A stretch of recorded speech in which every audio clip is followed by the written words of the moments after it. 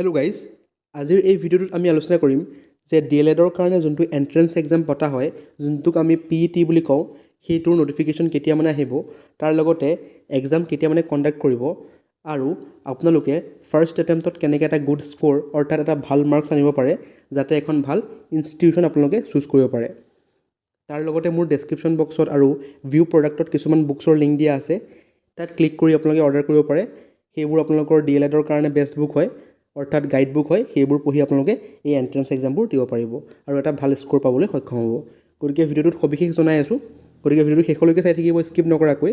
আৰু যদিহে চেনেলটো নতুনকৈ আহিছে, চেনেলটো ছাবস্ক্ৰাইব কৰি দিব আগলৈ যদি এনেকুৱা ধৰণৰ DLED ৰিলেটেড কণ্টেণ্ট চাব বিচাৰে। গতিকে আহক আমি ভিডিঅ'টো আৰম্ভ কৰোঁ।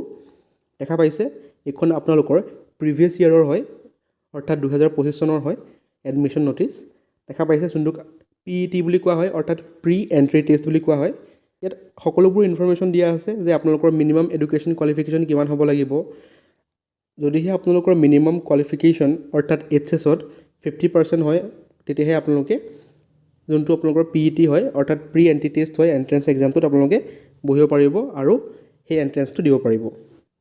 আৰু যোনবোৰ ST প্লেইনছ, SC এইবোৰ কেটেগৰীৰ পৰা বিলং কৰে, তেওঁলোকৰ আপোনালোকৰ 5% ৰিলেক্সেশ্যন দিয়া থাকে, অৰ্থাৎ আপোনালোকে 45% মাৰ্কছ হ'লে এই এণ্ট্ৰেন্সত আপোনালোকে বহিব পাৰিব, অৰ্থাৎ এই এণ্ট্ৰেন্সটো দিব পাৰিব।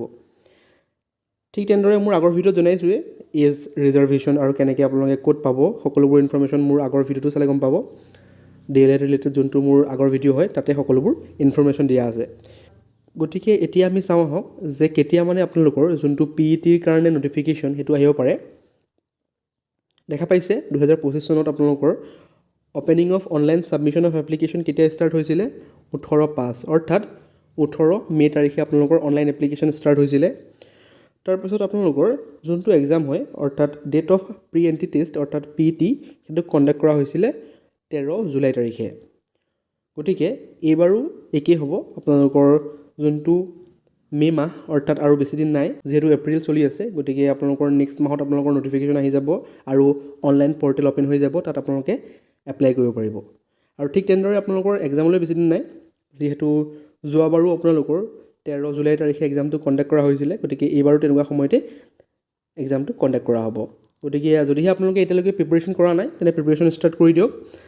এতিয়া আমি চাওঁ আহক যে কুৱেশ্যন পেটাৰ্ণ কেনেকুৱা ধৰণৰ আহে, তাৰ লগতে মাৰ্কিং ছিষ্টেমবোৰ কেনেকুৱা ধৰণৰ হয়। যদিহে আপোনালোকে এটা গুড স্ক'ৰ কৰিব বিচাৰে, তেনেহ'লে আপোনালোকে ফাৰ্ষ্ট কুৱেশ্যন পেটাৰ্ণটো বুজিব লাগিব, তাৰ লগতে চিলেবাছটো ভালকৈ জানিব লাগিব, তাৰ লগতে আপোনালোকে মাৰ্কিং ছিষ্টেমটো কেনেকুৱা ধৰণৰ হয় সকলোবোৰ জানিব লাগিব। তেতিয়াহে আপোনালোকে এটা ভাল স্ক'ৰ পাবলৈ সক্ষম হ'ব আৰু এটা ভাল ইনষ্টিটিউশ্যন চিলেক্ট কৰিবলৈ সক্ষম হ'ব। গতিকে ফাৰ্ষ্ট আমি চাওঁ আহক কুৱেশ্যন পেটাৰ্ণ কেনে ধৰণৰ হয়। দেখা পাইছে যে দুটা ছেকশ্যনত আহিব, section 1 and section 2। Total marks 100 মাৰ্কছৰ থাকিব, টাইম 2 ঘণ্টা দিয়া থাকিব। তাৰ লগতে MCQ বেছড হয়, গম পাই আপোনালোকে। MCQ কুৱেশ্যন আহিব, নাম্বাৰ অফ কুৱেশ্যন 100টা থাকিব আৰু প্ৰতিটো কুৱেশ্যন 1 মাৰ্ককৈ থাকিব। এতিয়া চাওঁ আহক আপোনালোকৰ চিলেবাছটো কেনেকুৱা ধৰণৰ হয়। যিহেতু আগতেই মেনশ্যন কৰা আছে, ছেকশ্যন 2টা থাকিব, ছেকশ্যন 1 এণ্ড ছেকশ্যন 2। ফাৰ্ষ্ট আমি চাওঁ আহক ছেকশ্যন 1ত কি থাকিব। দেখা পাইছে জেনেৰেল ইংলিছ 10 মাৰ্কছৰ থাকিব, জেনেৰেল নলেজ অৰ্থাৎ GK 15 মাৰ্কছৰ থাকিব, ৰিজনিং থাকিব 10 মাৰ্কছৰ। গতিকে ছেকশ্যন 1ৰ পৰা 35 মাৰ্কছৰ আহিব। আৰু যোনটো ছেকশ্যন 1ৰ ডিটেইলছ চিলেবাছ ব্ৰিফলিকৈ আপোনালোকৰ দিয়া আছে, ABCকৈ দিয়া আছে, দেখিছে সকলোবোৰ ইনফৰমেশ্যন দিয়া আছে।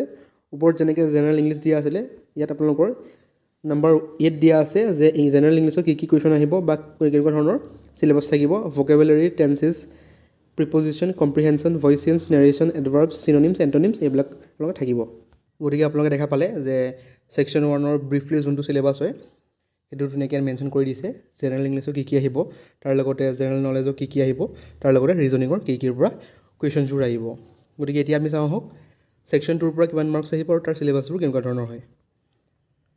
দেখা পাইছে ছেকশ্যন 2 টোটেল 65 মাৰ্কছ আহিব, ইয়াৰ পৰা বেছি মাৰ্কছ আহে।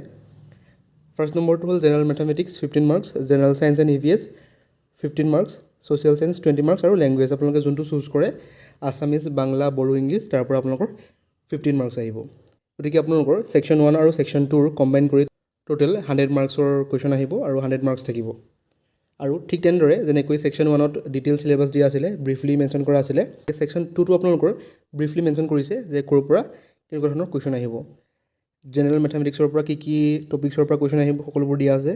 দেখা পাইছে আপোনালোকে ভালদৰে চাই ল'ব যদিহে আপোনালোকৰ এই PDF টোৰ লিংক লাগে মোৰ ডেছক্ৰিপশ্যন বক্স চেক কৰিব তাতে আপোনালোকে এই PDF টোৰ লিংকো পাই যাব গতিকে ইয়াত ধুনীয়াকৈ মেনশ্যন কৰা আছে সায়েন্স এণ্ড এনভাইৰনমেণ্টেল ষ্টাডিজৰ পৰা কি আহিব তাৰ লগতে আপোনালোকে ছ'চিয়েল সায়েন্স লেংগুৱেজৰ পৰা কি কুৱেশ্যন আহিব সকলোবোৰ ইয়াত মেনশ্যন কৰা আছে গতিকে যদিহে আপোনালোকে এটা ভাল স্ক'ৰ পাব বিচাৰে এটা গুড স্ক'ৰ কৰিব বিচাৰে তেনেহ'লে চিলেবাছটো ভালদৰে চাব তাৰ লগত আপোনালোকে যোনবোৰ প্ৰিভিয়াছ ইয়াৰৰ কুৱেশ্যন পেপাৰ আছে অৰ্থাৎ PETৰ যোনবোৰ কুৱেশ্যন পেপাৰ্ছ আছে যেহেতু যথেষ্ট PET হৈ গৈছে বৰ্তমান গতিকে সেই কুৱেশ্যনবোৰ কালেক্ট কৰিব কুৱেশ্যন পেপাৰবোৰ কালেক্ট কৰিব আৰু যদিহে পোৱা নাই কমেণ্ট কৰিব মই দি দিম আৰু আপোনালোকে ইউটিউবত চাৰ্চ কৰিলে পাই যাব যে previous year PET question paper তাত ধুনীয়াকৈ আপোনালোকে আনচাৰ কি সঠিক সকলোবোৰ কুৱেশ্যন পাই যাব তাৰ পৰা আপোনালোকে প্ৰেক্টিছ কৰিব আৰু চাব পাৰিব যে কেনেকুৱা ধৰণৰ কুৱেশ্যনছবোৰ আহে আৰু সেইবোৰৰ লগত কম্পেয়াৰ কৰি আপোনালোকে পঢ়িব পাৰিব আপোনালোকে সেই প্ৰিভিয়াছ ইয়াৰৰ যোনবোৰ কুৱেশ্যন পেপাৰ সেইবোৰ চোৱাৰ লগতে যোনবোৰ আপোনালোকৰ দেখা পাইছে চিলেবাছত মই দেখাইছোঁ আপোনালোকে